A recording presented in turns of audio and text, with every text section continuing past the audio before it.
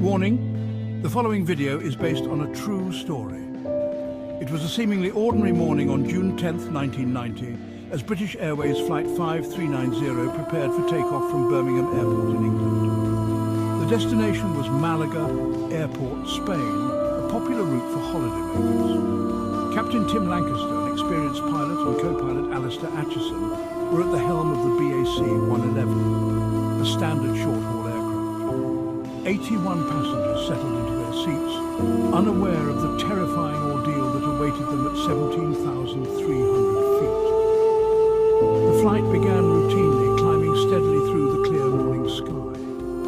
13 minutes into the flight, as the aircraft leveled off at its cruising altitude, disaster struck.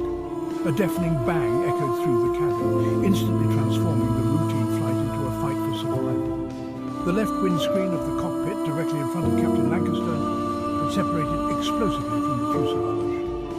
The force of the decompression was violent and immediate. Papers, food trays and loose objects were sucked out of the cabin as the thin membrane of air separating those on board from the unforgiving atmosphere outside ruptured. The cabin crew, still adjusting to the sudden jolt and the chaotic scene unfolding around them, scrambled to their emergency procedures as panic rippled through the passengers.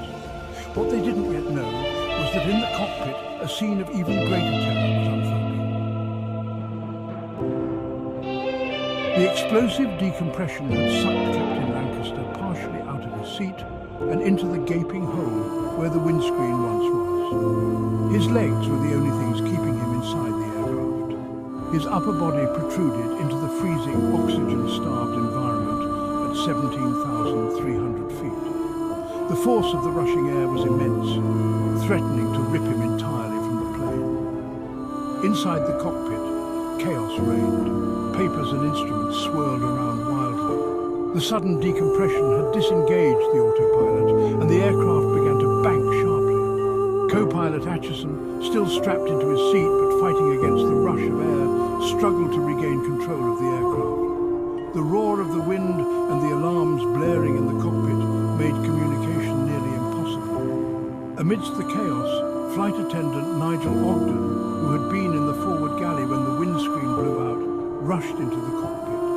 He was met with a scene of unimaginable terror. Ogden instinctively grabbed Captain Lancaster's legs, his training kicking in despite the shock of the situation. He knew that if Lancaster was pulled completely out of the aircraft, the plane, now without a pilot and with its controls compromised,